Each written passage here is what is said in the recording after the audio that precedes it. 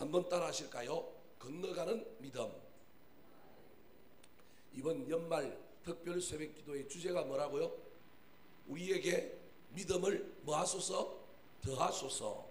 2017년 연말 특별 새벽 기도의 주제 선구가 누가복음 17장 5절 말씀입니다. 우리 화면을 보고 같이 한번 읽어볼까요? 시작. 사도들이 주께 여짜오되 우리에게 믿음을 더하소서. 저와 여러분의 믿음이 더해져서 2018년을 출발했으면 좋겠습니다. 그런 차원에서 어제는 무슨 믿음에 대하여 말씀드렸느냐 하면 경배하는 믿음에 대하여 말씀드렸습니다. 경배하는 믿음은 다른 믿음이 아니라 예배하는 믿음입니다. 예배하는 것이 믿음이라는 얘기입니다. 그 믿음이 강해져야, 그 믿음이 좋아져야 저와 여러분이 약속의 땅 가나안을 향하여 2018년도 진군할 수 있음을 기억하시기 바랍니다. 오늘은 두 번째로 어떤 믿음이 우리에게 더해져야 되느냐 하면 건너가는 믿음이 더해졌으면 좋겠습니다. 이 믿음의 주인공은 누구냐 하면 오늘 본문의 주인공인 여호수아입니다. 모세의 뒤를 이어 이스라엘의 지도자가 된 여호수아에게 하나님께서 찾아오셔서 그에게 가나안 땅을 정복하라고 하는 사명을 주셨습니다. 오늘 본문 2절에 그 장면이 나옵니다. 같이 한번 읽어볼까요? 시작.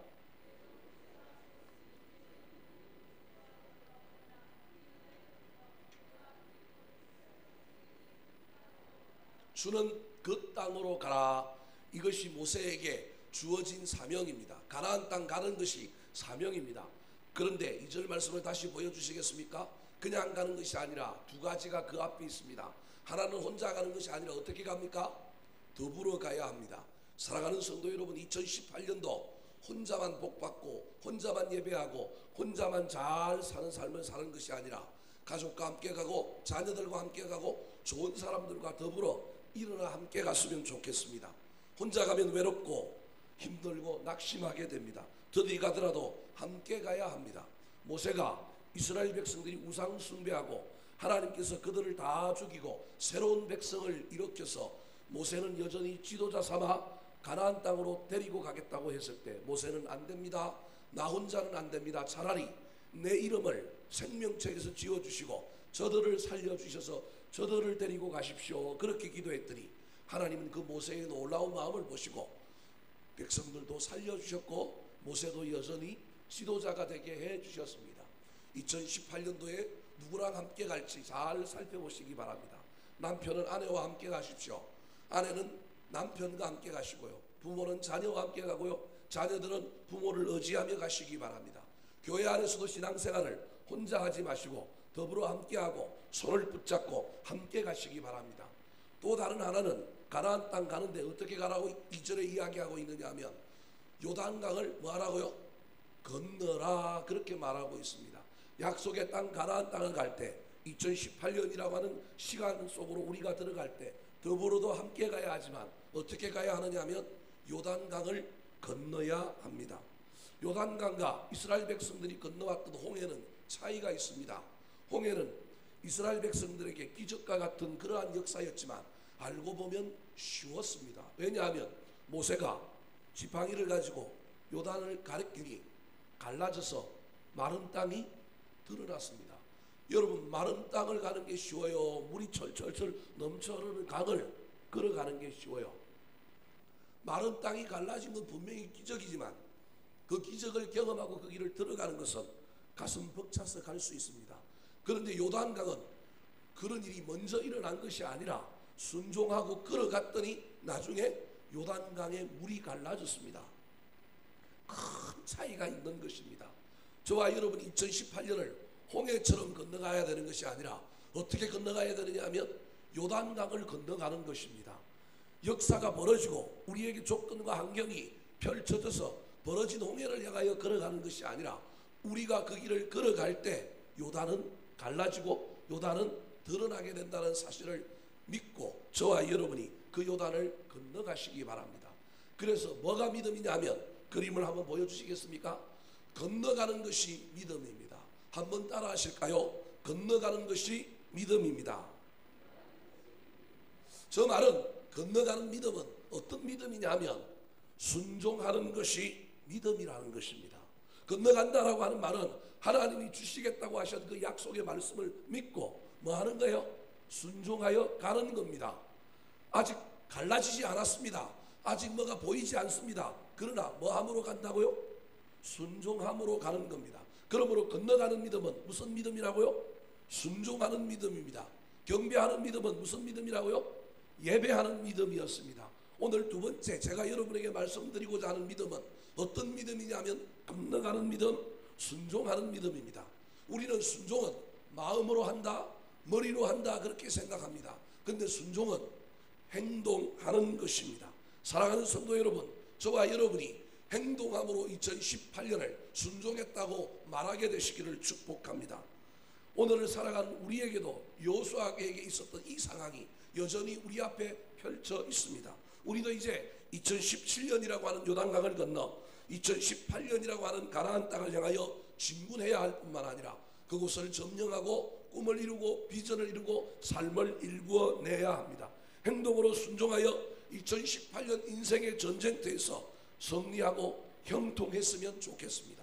사명을 받은 여호수아에게 네가 순종하면 하나님께서 형통하게 해주시겠다고 오늘 본문에서 분명히 약속하셨습니다. 이 형통의 역사가 우리에게도 열려지기를 소망합니다. 7절 8절 말씀입니다. 시작.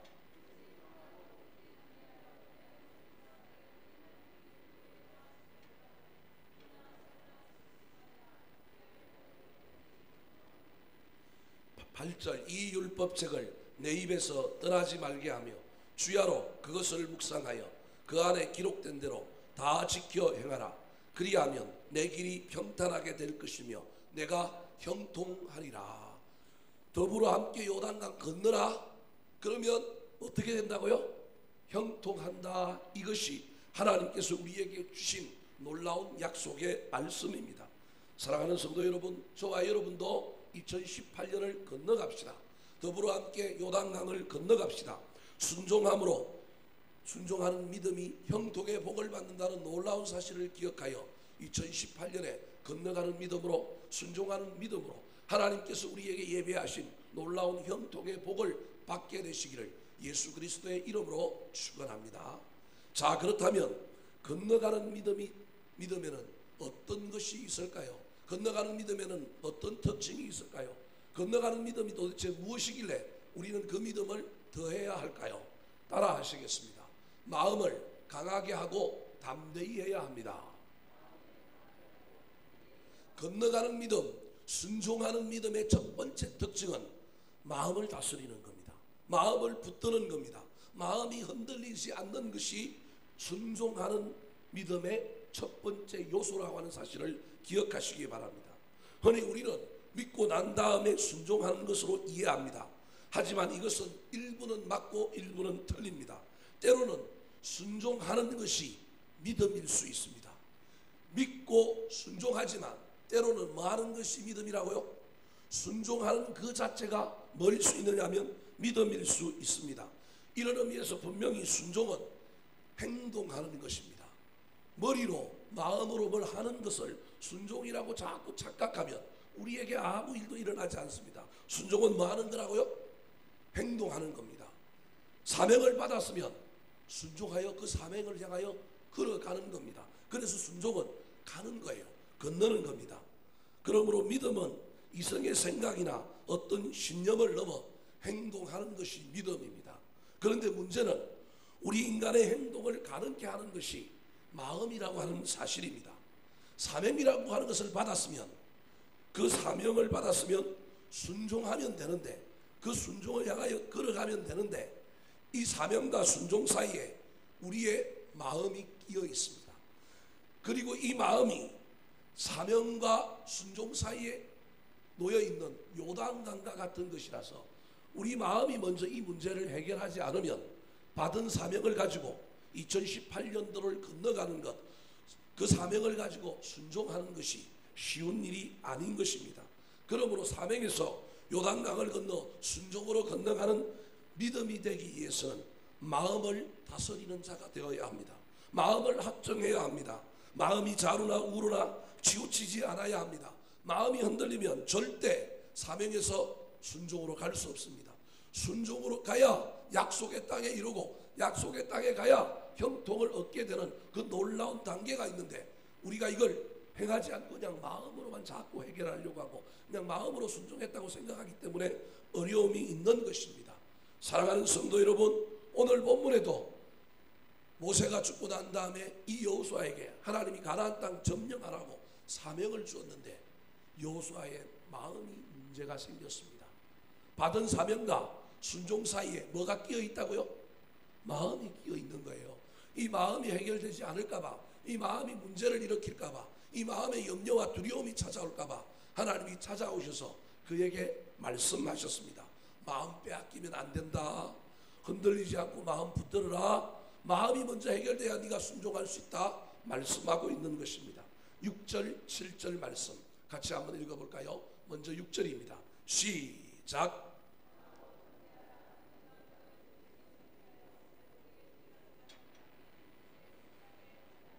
뭐하고 뭐하라고요? 강하고 담대하라.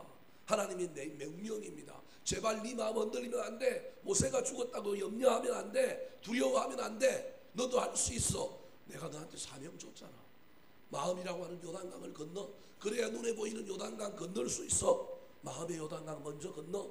하나님이 지금 흔들리지 말라고 명령하고 있는 겁니다. 7절 말씀 시작.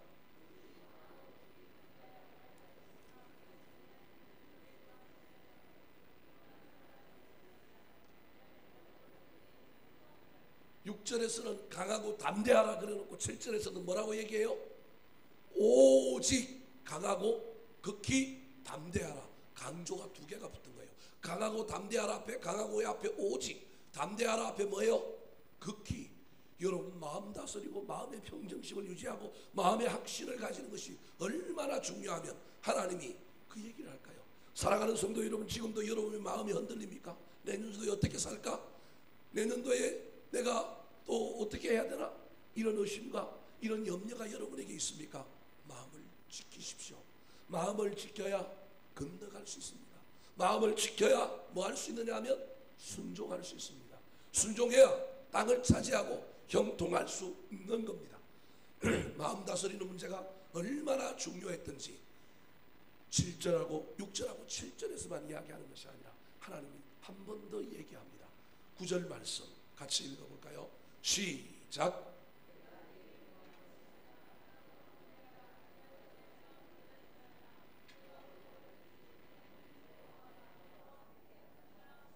사랑하는 성도 여러분, 2018년도에 여러분의 마음을 잘 다스리시기 바랍니다. 아니, 2017년 이 연말에 마음의 요단강을 잘 다스려야 합니다.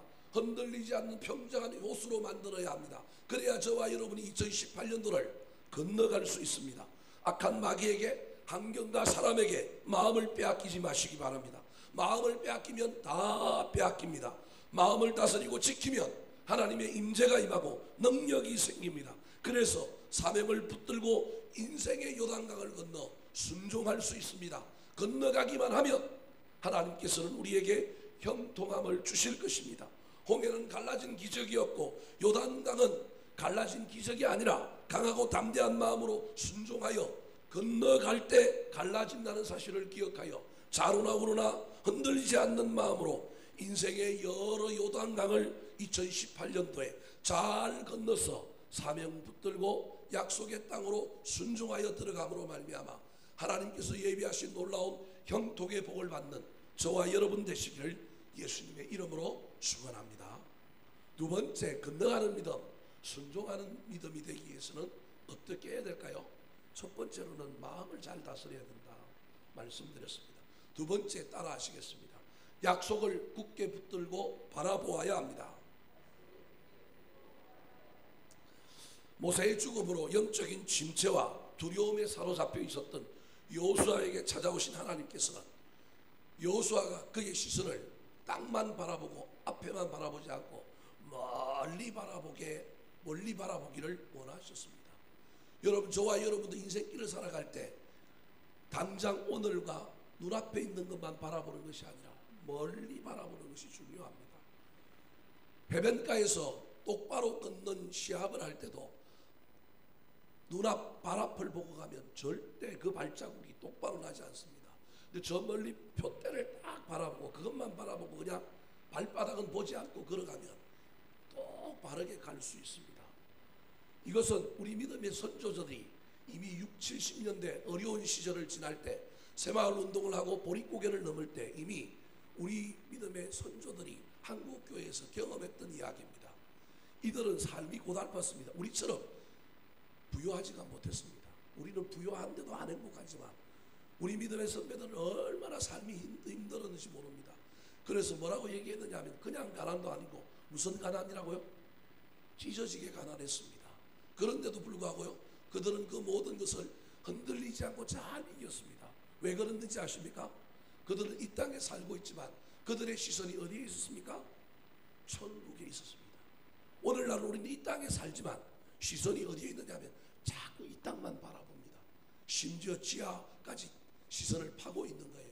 우리 믿음의 선배들은 시선을 천국에 두었기 때문에 이 땅의 문제가 나를 속박하지 못했습니다. 삶을 불편하게 만들고 힘들게는 만들었지만 마음까지는 지배하지 아니하였습니다. 그래서 6, 70년대 수많은 믿음의 선배들이 불렀던 노래가 무엇입니까? 제 많은 이 세상은 내 집 아니네, 내 모든 보화는 저 하늘에 있네, 저 천국문을 열고 나를 부르네, 나는 이 세상에 뭐 할 수 없다고요? 정들 수 없다. 분명히 이 땅에 살면서 돈도 벌고 먹고 살고 고난도 이기고 환난도 이기는데 뭐라고 얘기하느냐 하면 나는 이 땅에 정들 수 없다. 천국 바라보고 간다. 그랬더니 문제가 해결되고요, 그랬더니 삶의 놀라운 역사들이 나타났습니다. 그러므로 우리의 삶에 문제가 있고 고난과 환난이 있을 때 우리는 때로 눈을 들어 멀리 볼 수 있어야 합니다. 미래를 보고 하늘을 보고 하나님의 약속을 보아야 합니다. 빅피처 큰 그림을 그릴 때 현실의 문제는 작아지고 현실이 더 이상 나를 속박하지 못함으로 말미암아 저와 여러분이 문제를 뛰어넘을 수 있게 된다는 사실을 기억하십시오. 하나님께서도 여호수아에게 모세가 죽은 상황, 새로운 지도자가 되어서 리더십을 발휘해야 되는 그 문제만을 보지 않고 무엇을 바라보라고 하셨느냐 하면 약속의 땅을 바라보라고 하셨습니다. 3절, 4절 말씀 같이 한번 읽어볼까요? 시작.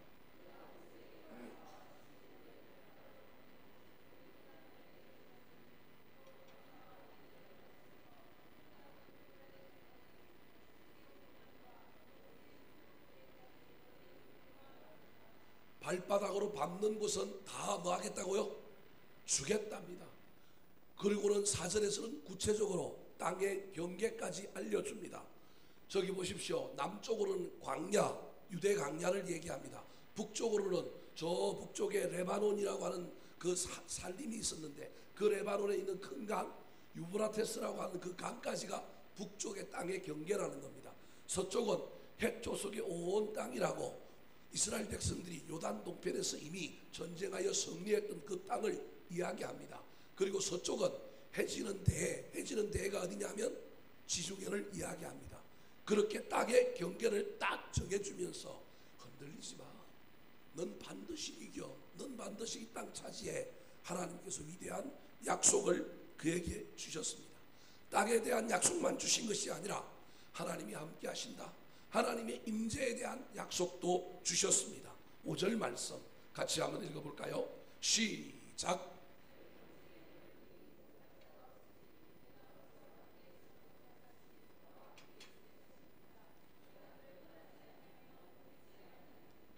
사랑하는 성도 여러분, 건너가는 믿음은 멀리 보는 믿음입니다. 순종은 현실을 보면 할 수가 없습니다. 문제를 보면 순종은 안 됩니다. 그런데 멀리 보고 확신 가운데 순종하는 것은 건너가게 만듭니다. 베드로가 예수님을 따라 무리를 걸을 때 멀리 계시는 주님을 보았을 때는 문제가 없었습니다. 그러나 가까이에서 일어나는 물결과 바람을 볼 때 그만 물에 빠지고 말았습니다.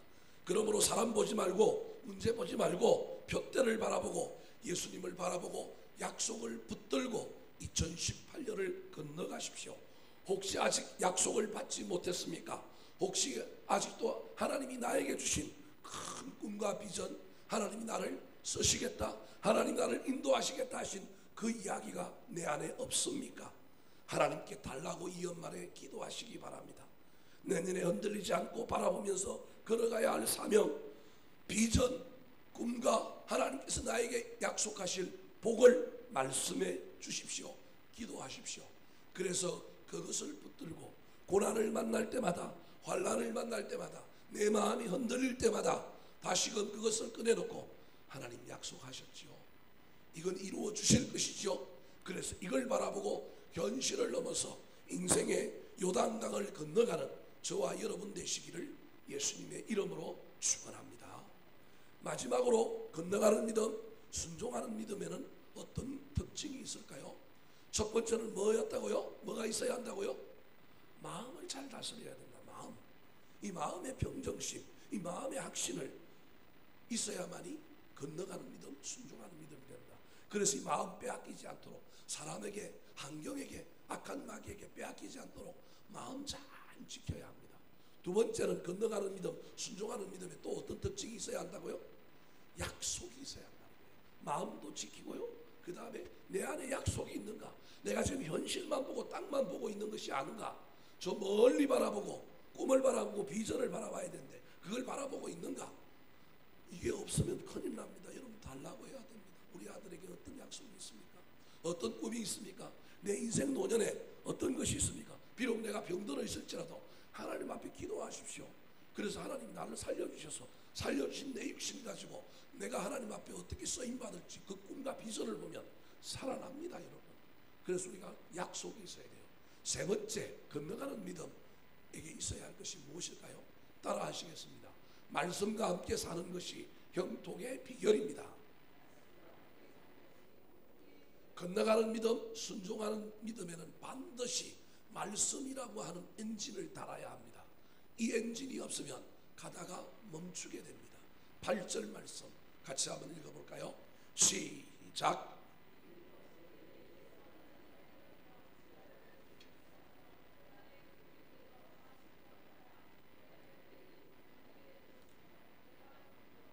내 길이 평탄하고 내 길이 뭐 할 거라고요?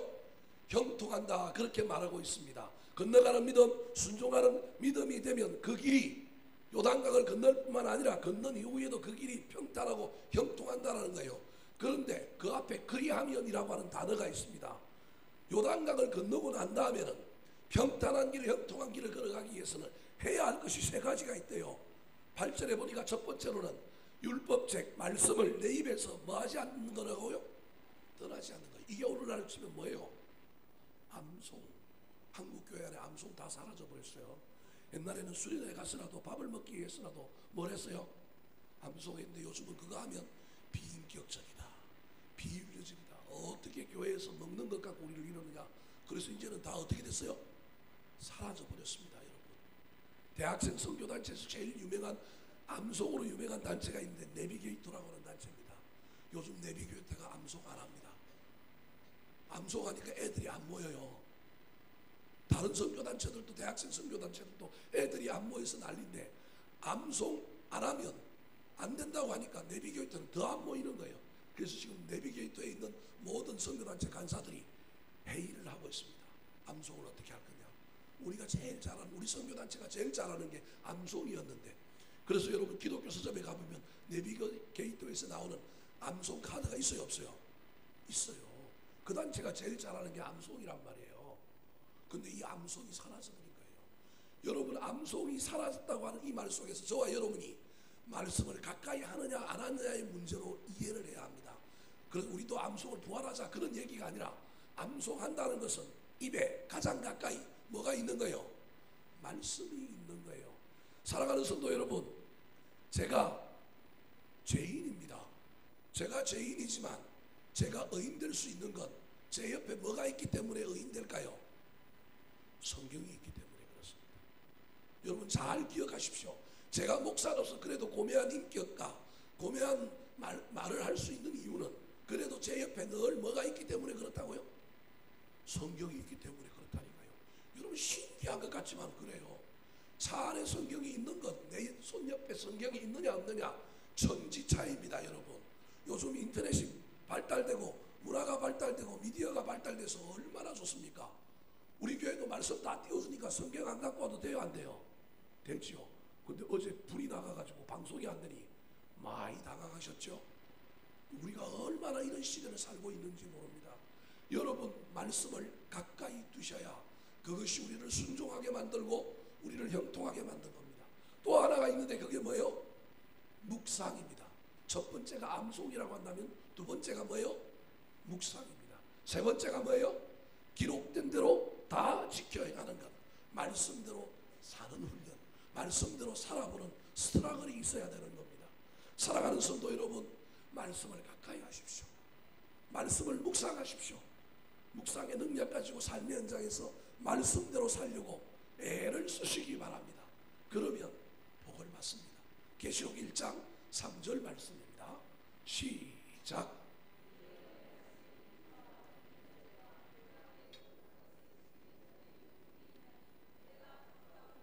읽는 자와 듣는 자와 기록된 것을 지키는 자가 뭐가 있다고요? 복이 있다. 사랑하는 성도 여러분, 말씀을 가까이 해야 됩니다. 왜 말씀을 가까이 해야 될까요? 말씀을 가까이 하면 하나님이 우리와 가까이 하십니다. 하나님이 우리와 가까이 하면 우리가 형통해집니다. 9절 말씀 같이 읽어볼까요? 시작.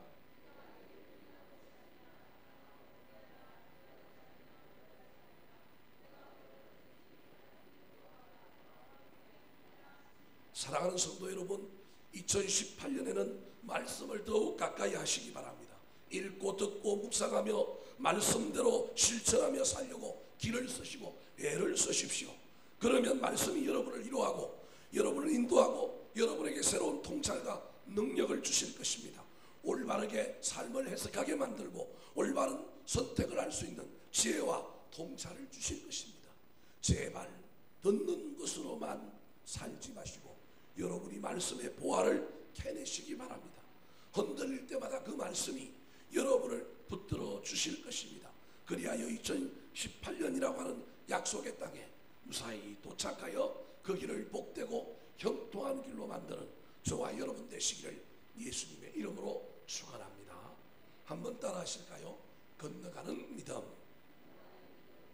마음을 강하게 하고 담대히 해야 합니다. 약속을 굳게 붙들고 바라보아야 합니다. 말씀과 함께 사는 것이 형통의 비결입니다.